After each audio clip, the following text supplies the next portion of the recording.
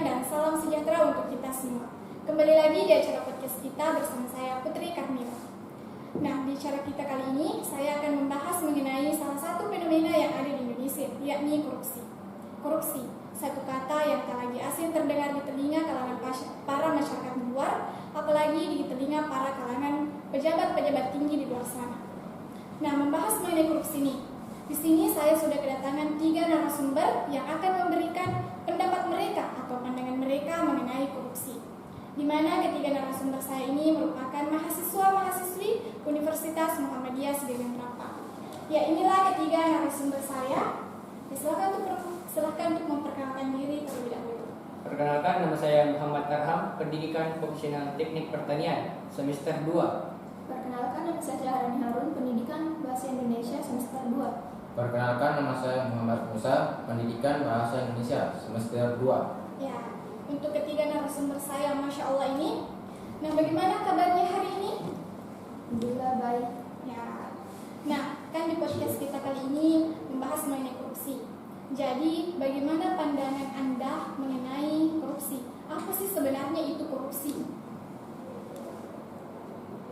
Menurut saya, semua tindakan tidak jujur dengan memanfaatkan jabatan atau kuasa yang dimiliki untuk mendapatkan keuntungan bagi pribadi maupun orang lain. Sedangkan menurut saya, korupsi adalah perbuatan yang buruk seperti penggelapan uang, penerimaan uang sogok, dan lain sebagainya. Sedangkan menurut saya, perbuatan yang buruk seperti penggelapan uang, penerimaan uang sogok, dan lain sebagainya untuk memperkaya diri sendiri dan atau orang lain. Ya, jadi korupsi ini bisa dikatakan bahwa perbuatan yang dilakukan oleh seseorang atau oknum demi kepentingan dirinya sendiri. Nah, pertanyaan untuk saudari Syahrani nih, bagaimana pandangan saudari tentang perilaku korupsi yang kian hari semakin marak, semakin meningkat? Menurut saya sih, maraknya pemberitaan mengenai tindak korupsi di Indonesia semakin menumbuhkan keresahan masyarakat akhir-akhir ini. Kejahatan korupsi semakin menjadi ancaman nyata meskipun pandemi tengah melanda. Korupsi memiliki dampak negatif yang signifikan terhadap ketahanan suatu negara. Faktor-faktor yang memicu adanya tindak korupsi yang pun hadir melalui berbagai aspek. Maraknya korupsi ini tidak terjadi hanya karena faktor dari dalam diri sendiri, melainkan juga faktor dari lingkungannya. Salah satu faktor tindak korupsi dapat terjadi karena adanya peluang dan niat pelaku. Nah, sebenarnya korupsi itu ada kan karena ada niat dan kesempatan. Jadi walaupun niat ada tapi kesempatan tidak ada, itu tetap bisa menjadi pemicu korupsi, dan begitu juga sebaliknya. Ya, jadi korupsi ini hadir karena adanya niat dari seseorang untuk melakukan tindakan tersebut. Nah, kemudian saya akan memberikan pertanyaan kepada saudara Arham. Menurut saudara nih, hukum apa sih yang pantas diberikan kepada orang-orang atau oknum di luar sana yang tega-teganya melakukan tindak pidana korupsi ini, terutama di negara kita ini? Ya, sebenarnya ada salah satu kebijakan secara jelas dan lengkap mengatur hukuman tentang korupsi, yaitu kebijakan bernama Undang-Undang KUHP Nomor 31 Tahun 1999 tentang pemberantasan tindak pidana korupsi. Tetapi peraturan tersebut tidak dihiraukan oleh para koruptor. Ya, meskipun telah diterbitkan undang-undang yang mengatur tentang korupsi, tapi masih banyak ya orang-orang di luar sana yang melakukan tindak pidana korupsi ini. Nah, pertanyaan terakhir nih saya tujukan kepada saudara Muhammad Musa. Sebagai seorang mahasiswa, menurut saudara, apa strategi yang tepat atau pantas untuk diterapkan untuk memberantas tindak pidana korupsi ini? Ya, menurut saya sebagai mahasiswa yang dapat melakukan peran preventif terhadap korupsi dengan membantu masyarakat dalam mewujudkan ketentuan dan peraturan yang adil dan berpihak pada rakyat, sekaligus mengkritisi peraturan yang tidak adil dan tidak berpihak pada masyarakat. dan juga kita mampu membangun supremasi hukum dengan kuat, menciptakan kondisivitas nyata di semua daerah.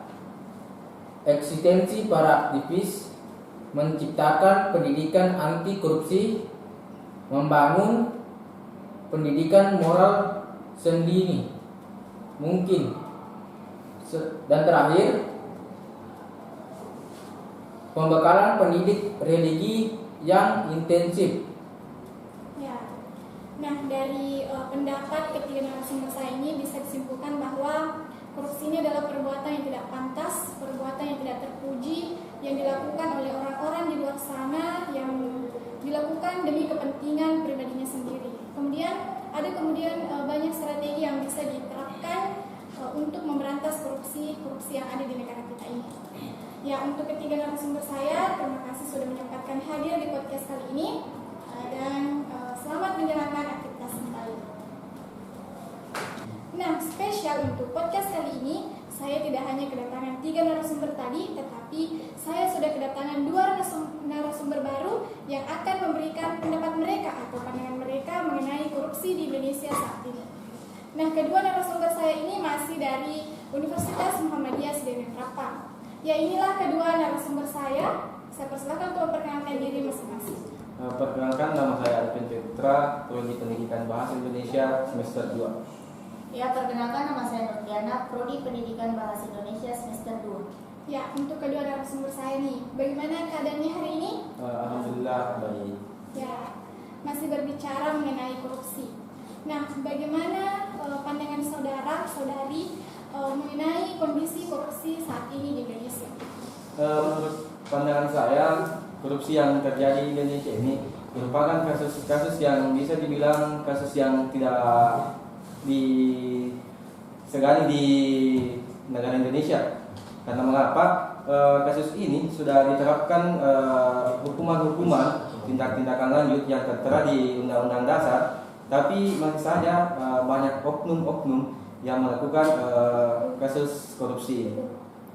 Ya, menurut pandangan saya di Indonesia ini kasus-kasus yang biasa dilihat di Google atau di YouTube, yaitu merupakan kasus kerugian uang negara atau menyalahgunakan uang negara. Jadi dari pandangan saudara-saudari tadi bisa dilihat bahwa korupsi di Indonesia saat ini masih terus meningkat.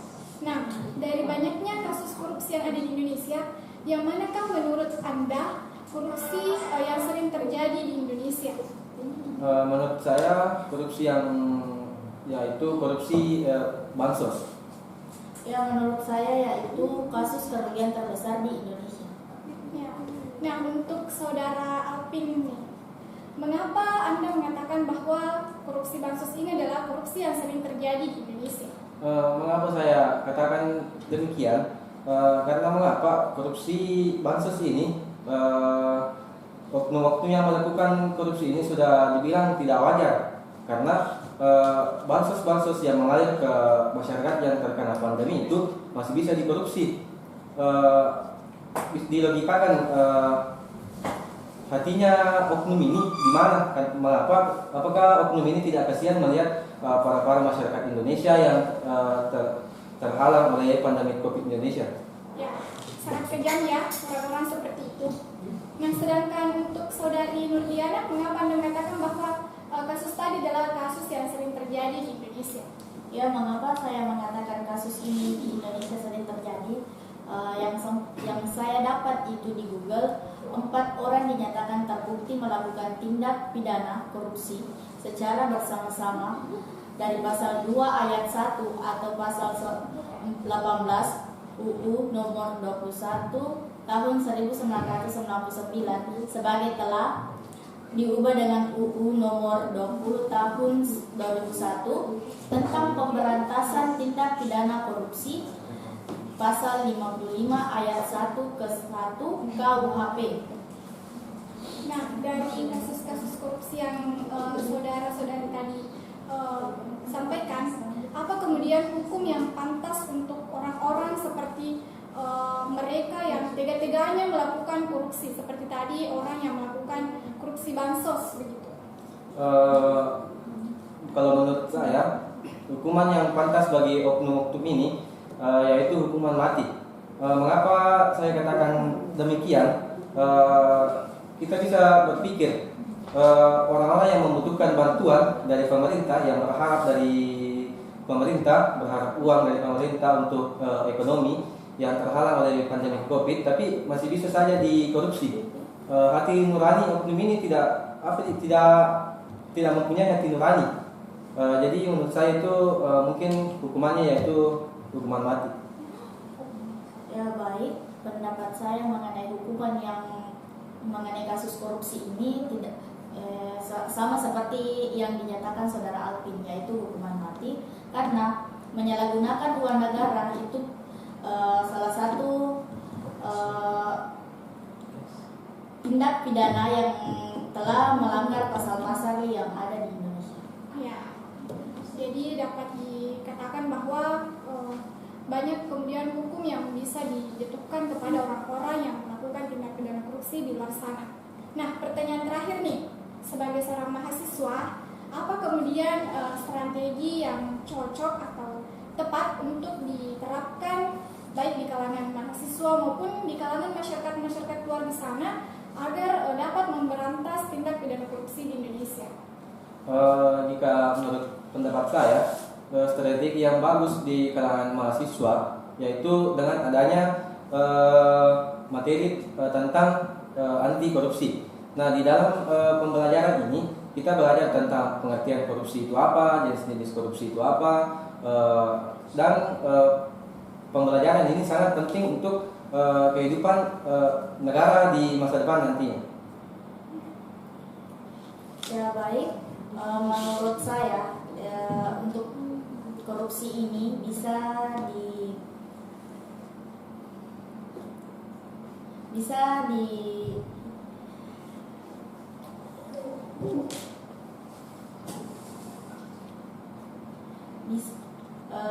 dinyatakan sebagai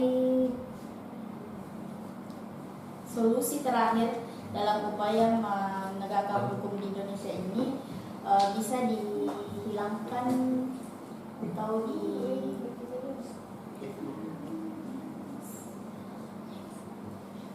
ya seperti itu. Ya, jadi itulah pendapat-pendapat dari kedua narasumber saya ini mengenai korupsi. Ya, seperti kata Mbak Najwa Shihab, korupsi itu mirip bola salju. Semakin bergulir akan semakin membesar dan terus melaju. Tak bisa perlawanan hanya dilakukan oleh orang per orang maupun hanya mengandalkan KPK. Jadi marilah kita sebagai seorang mahasiswa, sebagai agen perubahan, jadilah mahasiswa yang mampu memberikan perubahan kepada negara kita. Jadilah mahasiswa anti korupsi. Nah, untuk kedua narasumber saya ini, terima kasih sudah hadir di podcast saya pada hari ini. Selamat menjalankan aktivitas kembali. Ya, sampai jumpa di acara podcast berikutnya bersama dengan saya, Hosia Masya Allah, dan bersama dengan bintang tamu yang luar biasa pastinya. Wassalamualaikum warahmatullahi wabarakatuh.